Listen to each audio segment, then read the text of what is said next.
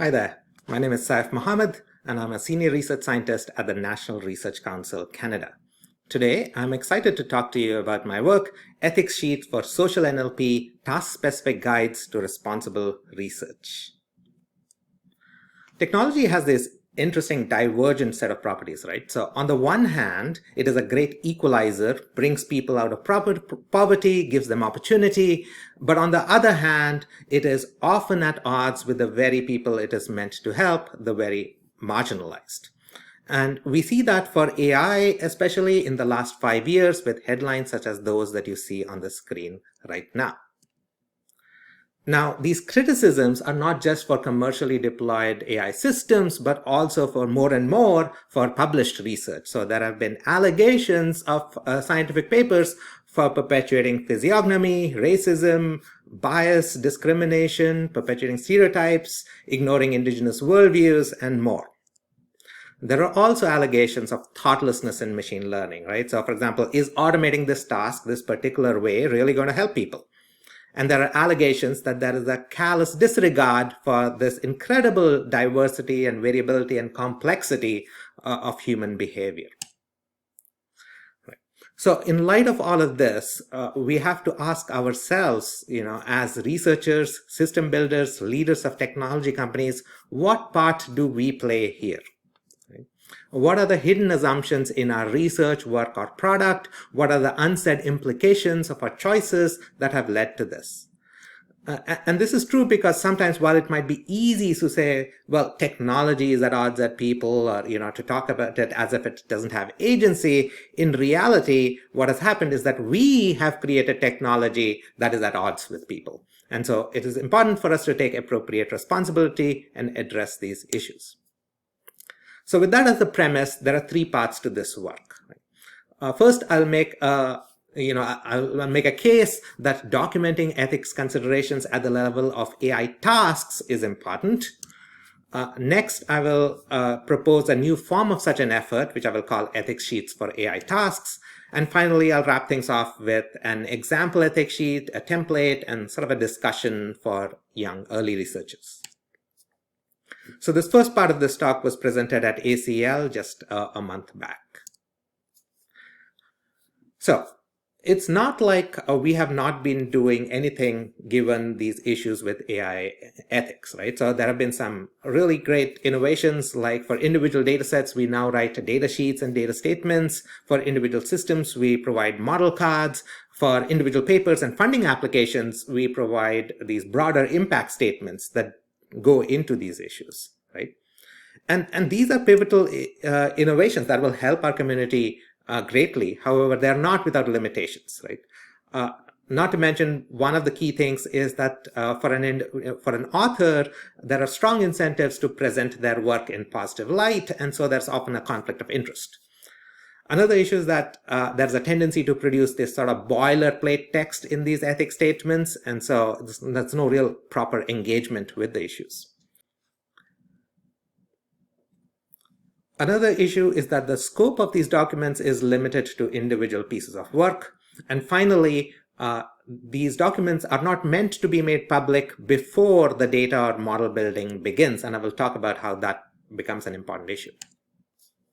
So let me start with this, though, that I think one of the key things I want to get across is that there is a need for engagement with ethics at a higher level beyond individual papers and add-on documents for individual projects, right? So and this is because important ethical considerations apply at the level of the AI task itself. Let's consider an example. Let's say our goal is we want to detect personality traits from one's history of utterances. Now, even before we start building models or data sets for this task, we first have to ask ourselves a series of questions, like what are the societal implications of automating personality trait detection? How can such a system be used or misused? What are the privacy implications of this?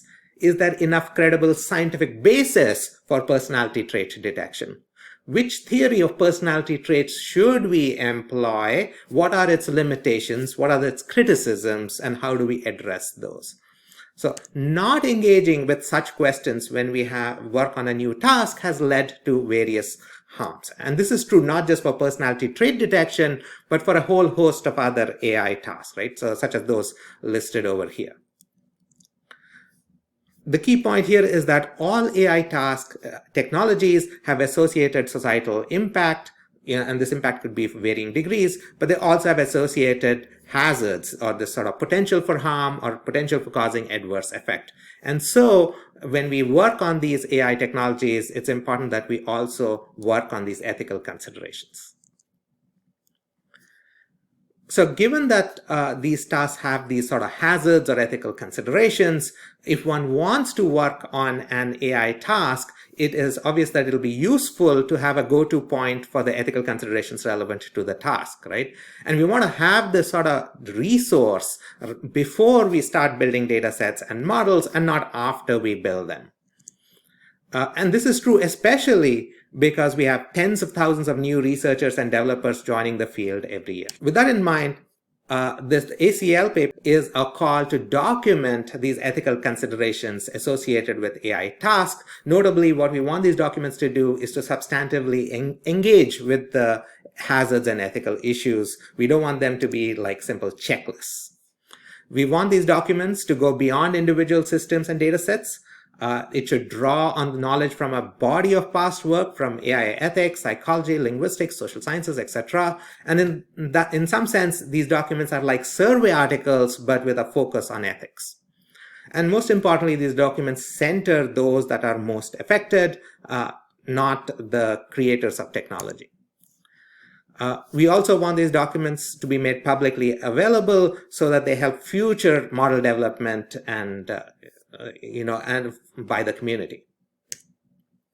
So these ethics sheets flesh out assumptions in how the task is commonly framed, in the choices often made regarding the data, method, and evaluation. They present hazards and ethical considerations unique or especially relevant to the task. They communicate societal implications to researchers, engineers, the broader public.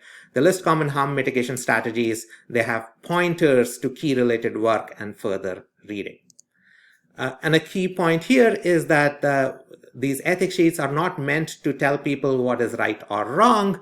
Ethics usually never is. The goal is about helping one in their goal of determining what is appropriate for their context. So if the reader wants to do responsible research, this is a resource that can help them think about the relevant issues and make headway in that. And one of the reasons we want to create such documents is that because we've got lots of people working on a task, and a single sheet can help so many people who are working on the task. We don't want each individual to have the burden to start from scratch when thinking about these issues, right? And notably, these documents are useful throughout the research pipeline, but especially useful early on before you start working on the project. And these documents are useful to all researchers, but especially useful to those that are new to a particular field or early researchers in the field. Let's talk a little bit about the target audience of this ethics sheets. And there, I would say all stakeholders of an AI task are the target audience, and I've listed a bunch of these stakeholders over here.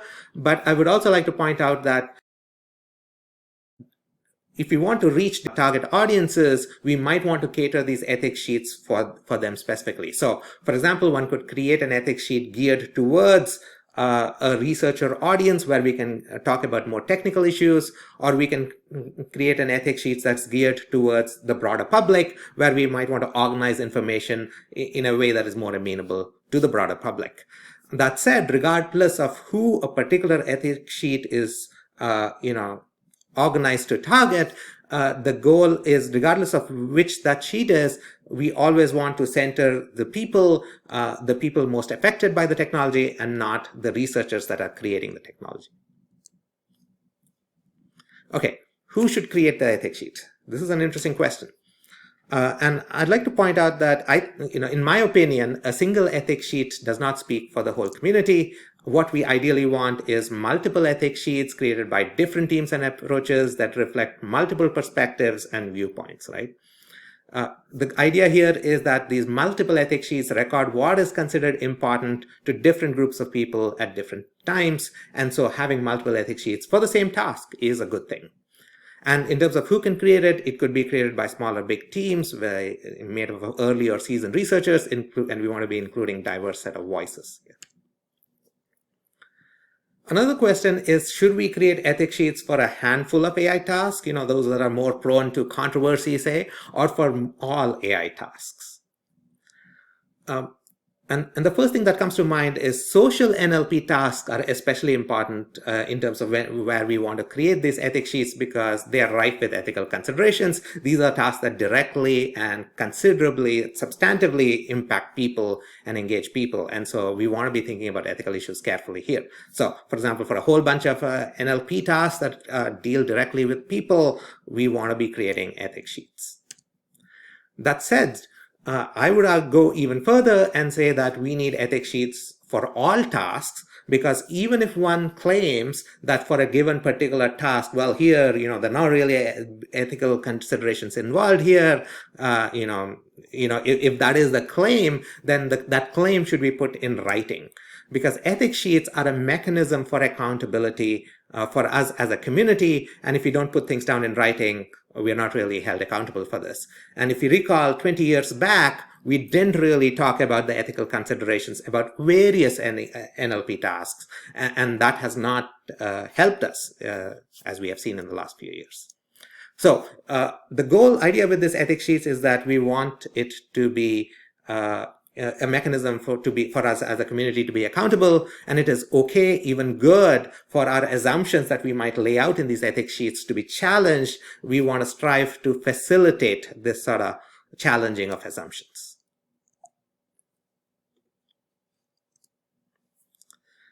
Okay, I will get into a particular example sheet shortly, but I did want to talk about how when I created an example ethics sheet, I realized that having certain components in this ethics sheet is particularly nice beyond ethical considerations, right?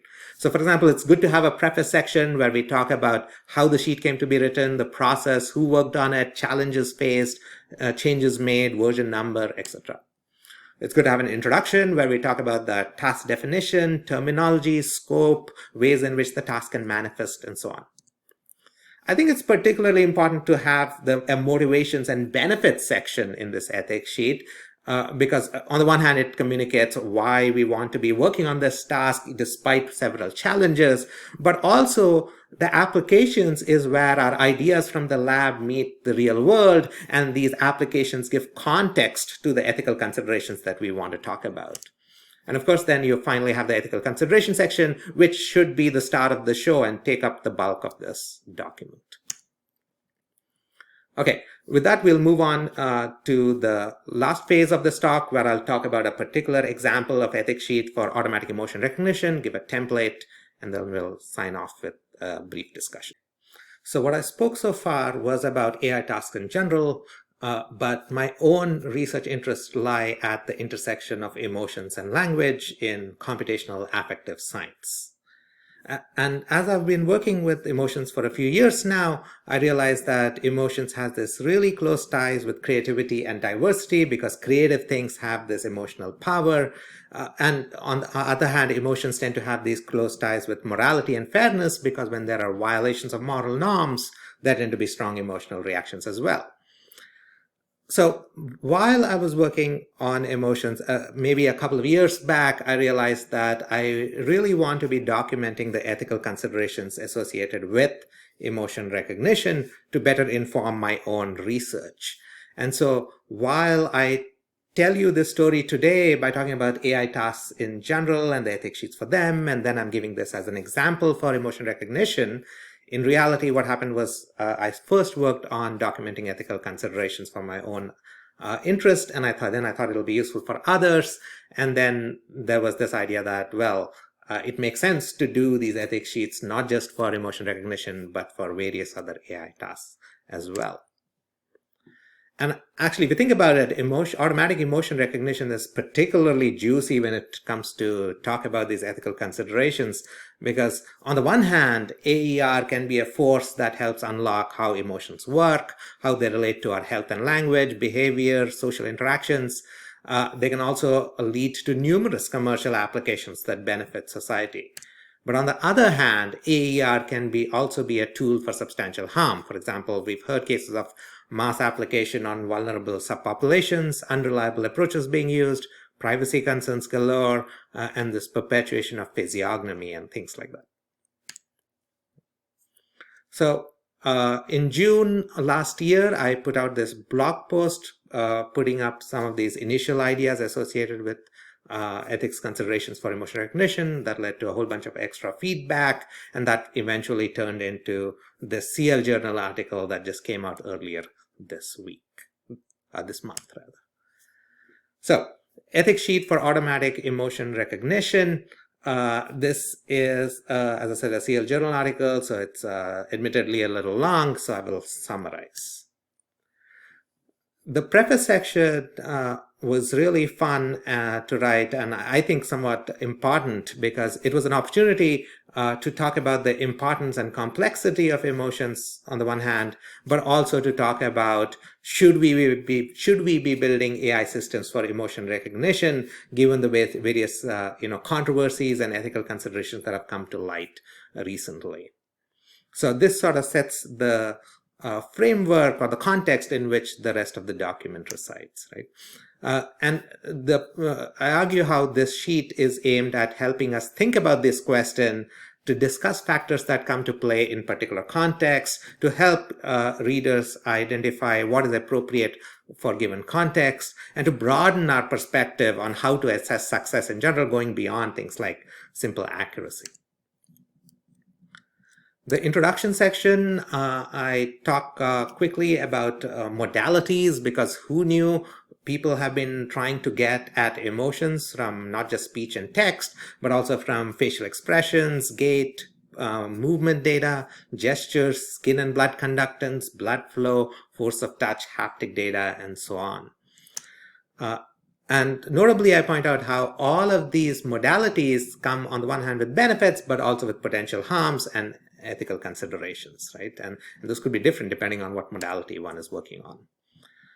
I also take this opportunity here to talk about the scope of this sheet. My own expertise are in NLP, so much of this sheet is about ethical considerations for emotion recognition in NLP, although many considerations apply more broadly as well.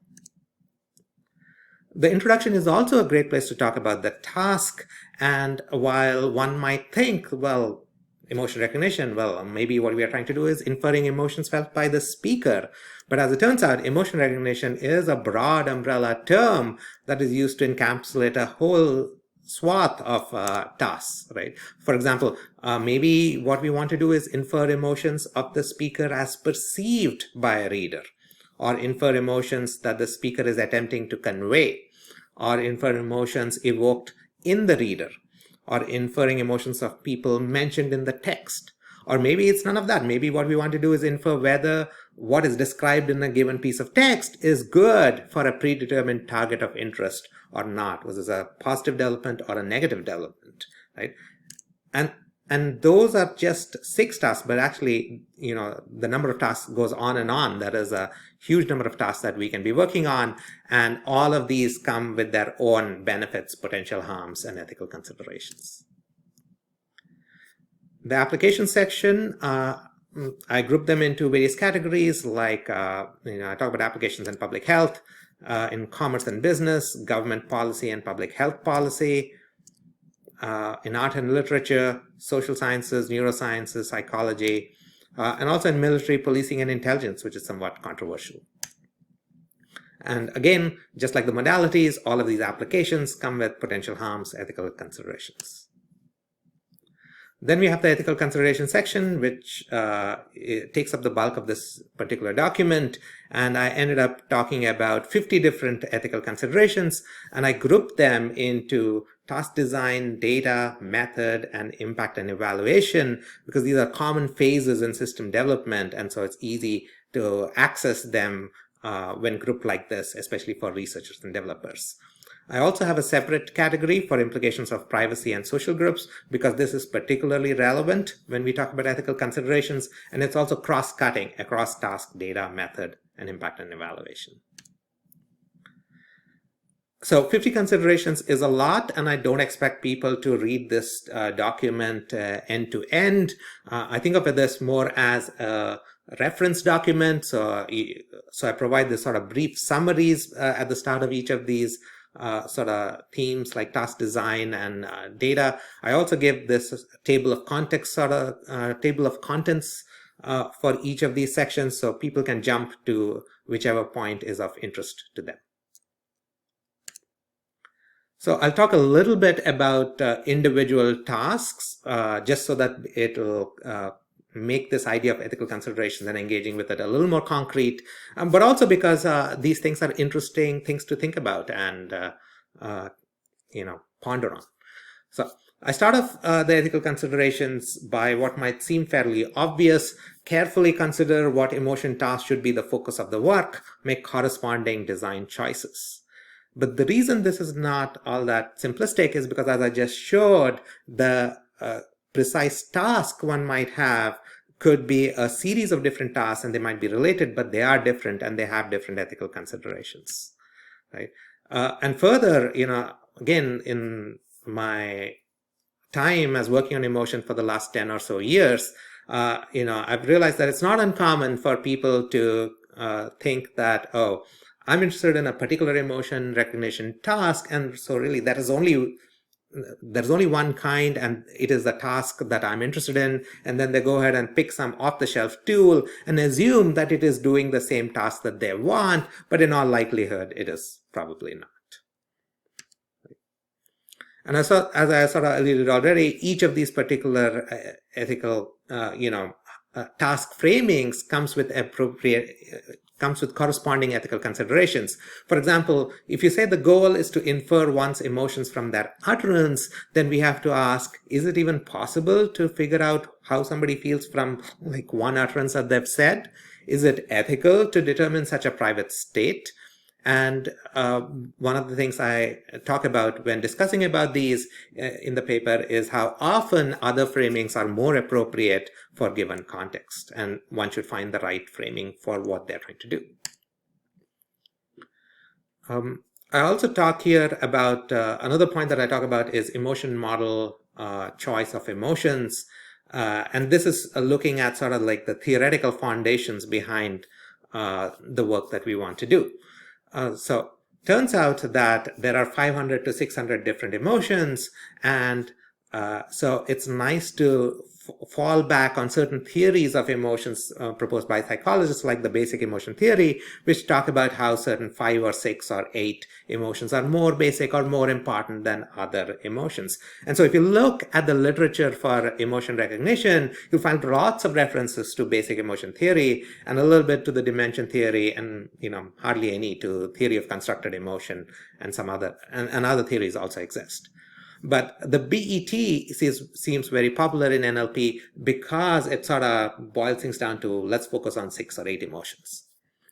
And that may be well and good, but one of the issues is that many of these theories come with associated baggage. And so the theories themselves might talk about certain ideas that are now discredited. For example, the basic emotion theory, one of the prominent ideas in it was that some emotions are universal, and that is the sort of universal mapping of these emotions to facial expressions. And so just by looking at a facial expression, we can figure out precisely what emotion one is going through. And those ideas have largely been discredited. And so when we use psychological models in our work, we need to be cognizant of what paths we are endorsing and what paths, and we should certainly not endorse discredited ideas that lead to things like physiognomy. For example, what has happened in facial emotion recognition, where you've got a bunch of commercial tools now that promise that they can figure out what you feel just by your facial expressions. I have a section on data, and it's not surprising that this section has a particularly large number of points. I'll highlight one particular theme within it around human variability versus machine normativeness. And the core idea here, among many of these points that I talk about here, is that the psychologists and neuroscientists have pointed out quite clearly that that is incredible variability, not just in how we express emotions, but also how we represent emotions in our heads. And one of the issues here is that that sort of variability is in stark contrast with this inherent bias of modern machine learning approaches to focus on what is common, especially in the training data. And so the way this manifests is that when you build AER systems that interact with people at large, these systems recognize some forms of emotion and don't recognize some other forms of emotion expression. And so the AI systems convey to the user what is normal, implicitly invalidating other forms of emotion expression. And so this is something that we need to be especially careful about when we build these systems that interact with people.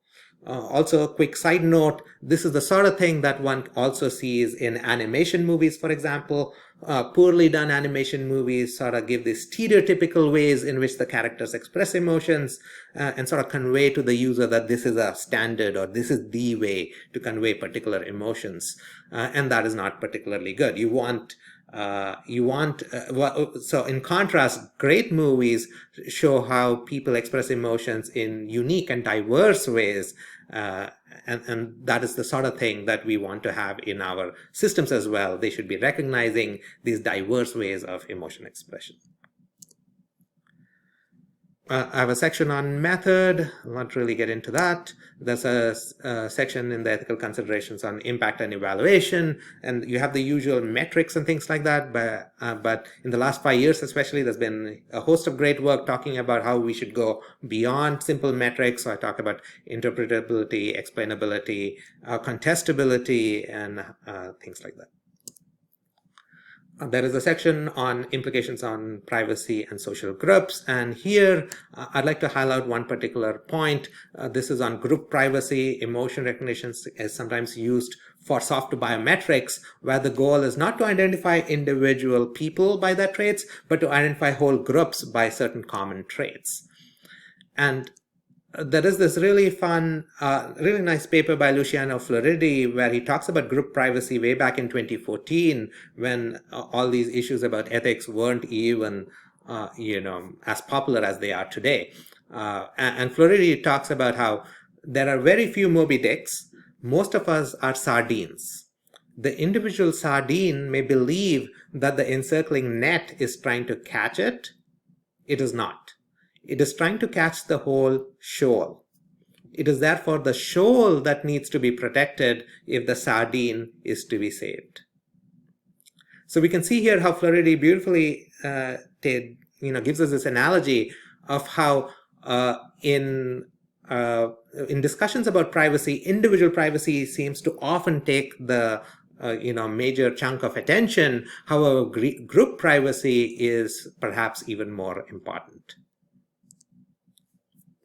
There's also this really nice study by McStay from 2020, which talks about how people at large in general disfavor such sort of group profiling. So circling back to design, which is the first part of these ethical considerations, I'll highlight one final point here, which is on participatory or emancipatory design. And these are ideas that have been out for a few decades now in various realms of research. Then they go by this pithy, saying of nothing about us without us. The central idea here is that we want to center people, especially marginalized and disadvantaged communities, such that they are not just passive subjects who have to deal with our technologies, but have the agency to shape and design the process. And I understand that this is particularly hard to do. It requires, development of connections with grassroots organizations, but even small steps can help here. We need to be doing more work that talk about how people are impacted by these technologies and work to improve our technologies to that end. Also related to this is this other idea which hinges on this notion of what are we mainly working on as a community, right? So if you go to NLP conferences, we find that a huge number of work is on how to computationally improve certain algorithm or for a task and things like that.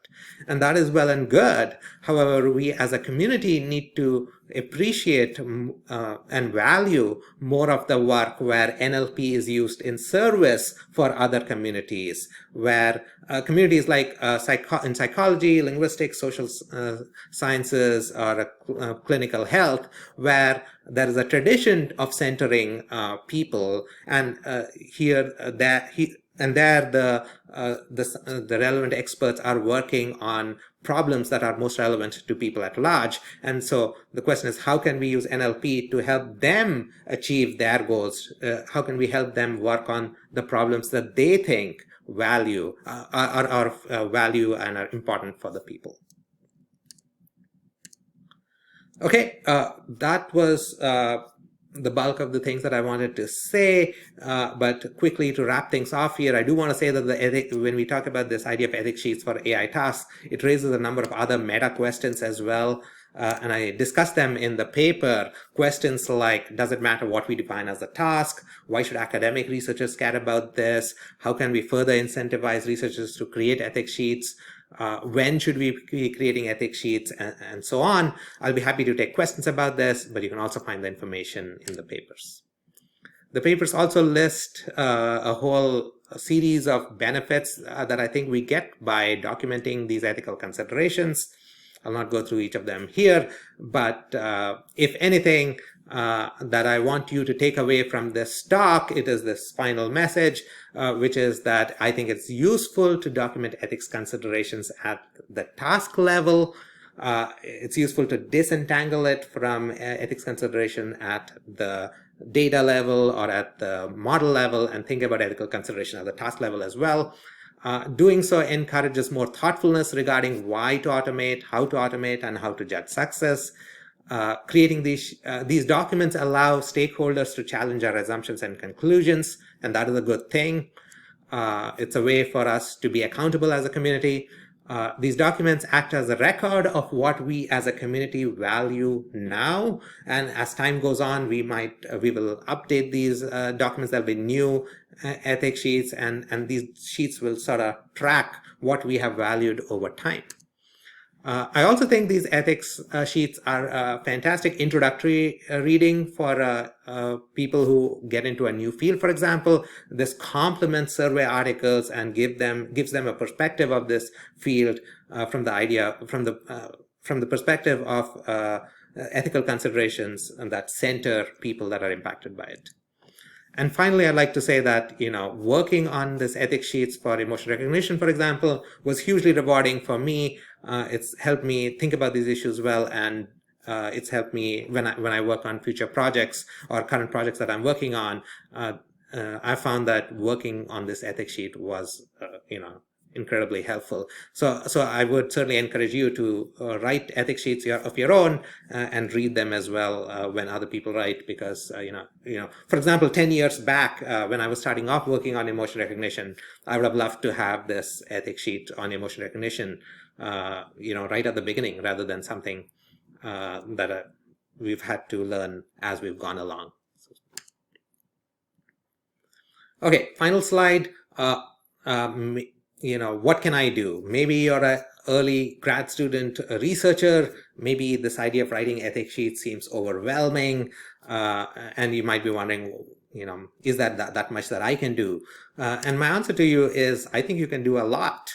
And we don't need to think about this from a top down, but rather it's good to think about this bottom up, right? So we can start simply by looking at, if you're working on a particular task, think about the ethical considerations relevant to that task, right?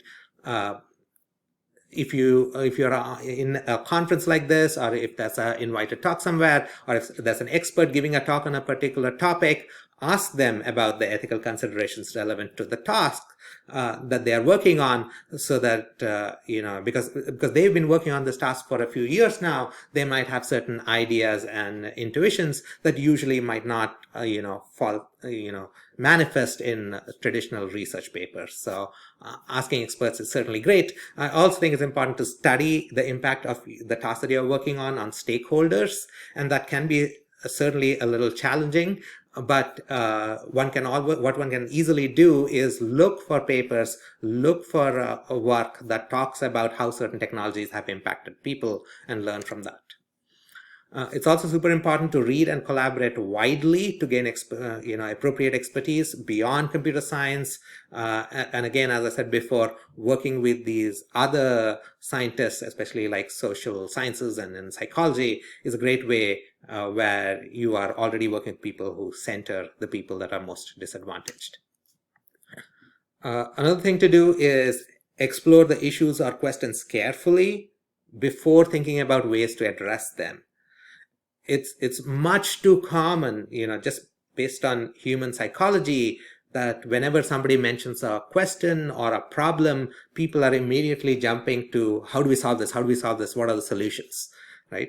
And I think we should be, one advice I give to students that I work with, for example, is it's important to think about the question.